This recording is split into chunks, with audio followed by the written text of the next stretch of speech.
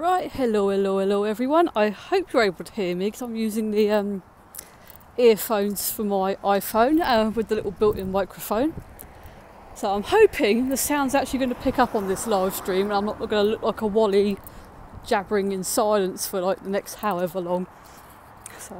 But as the title suggests, this is just a quick reminisce because it's just occurred to me that we are on the eve of the anniversary. I think it's like the 30th anniversary of the Great Storm of 1987 happening down here on the old south coast of the UK. Now, those of you of a certain age group will, like me, most likely remember the Storm of 87. And those of you who are maybe younger, or perhaps you maybe weren't even born then, you might have only been like a wee bub, or perhaps you were living in another country, things like that, you won't probably necessarily remember it happening, or you maybe were sort of like around and alive but weren't here, sort of thing. So, but for myself, I was, think about, so 1987, yeah, I was about 6 years old. I think, if I remember correctly, yeah, I was born in 81, so yeah, I was 6 years old when it happened. And I think I remember the sort of winds kicking up overnight, because I think I woke up at some point during the night. I don't know if it was like the wind that woke me up, or if it was a case of like, I was just having one of those nights where I woke up anyway and it just happened to be windy, sort of thing. But I know I woke up and it was very windy. And I heard sort of like a couple of tiles come off the roof, and I think I remember sort of like my child like brain thinking, oh, it's a bit windy out there, kind of thing.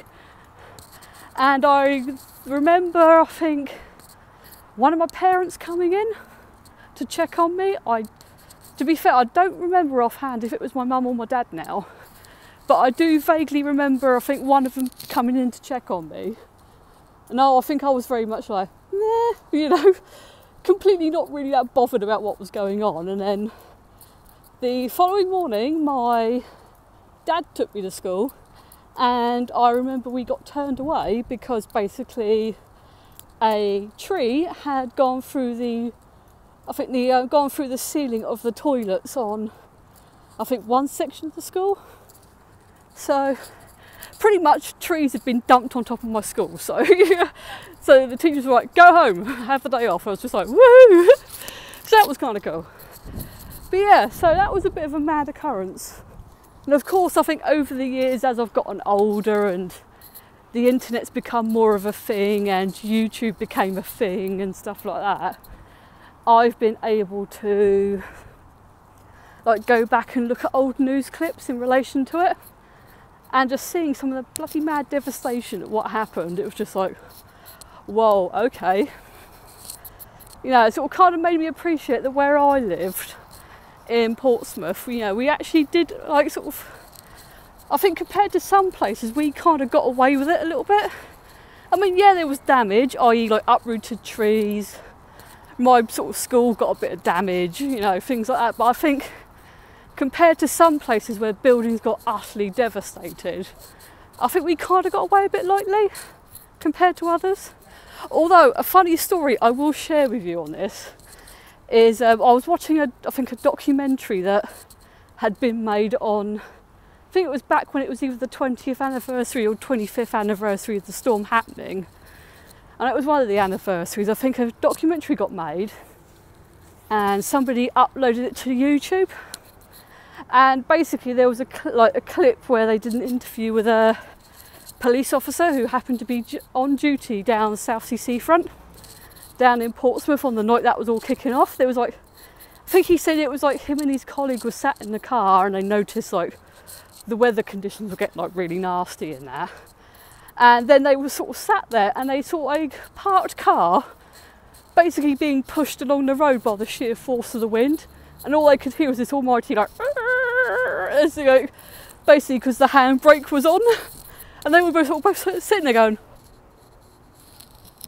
you know, watching this car sort of like get sort of pushed along by the sort of sheer force of the wind. It was that bloody strong, it could like push a car with the handbrake on and actually push it down the road.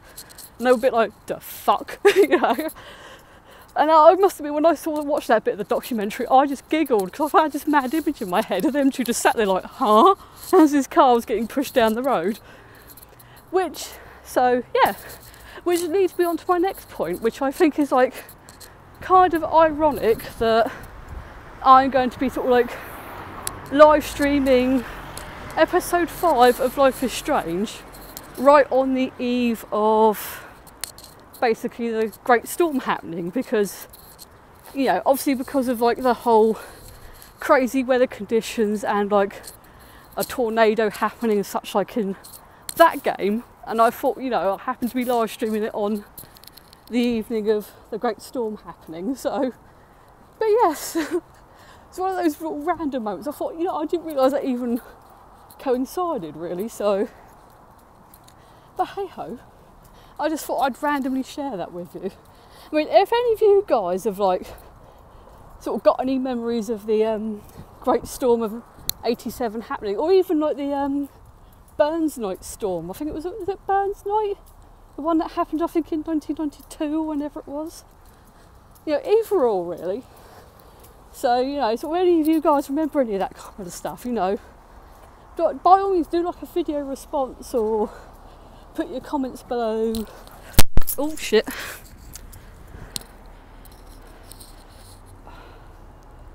Right. Sorry guys, I managed to drop my phone then, being an idiot. Right, so yeah, as I was saying, you know, put your comments below or give me a video response, anything like that. So yeah, it'd be great to hear what you've got to say. And on that note, I'm going to end here before I drop my phone anymore and end up smashing it. And I will see you guys soon.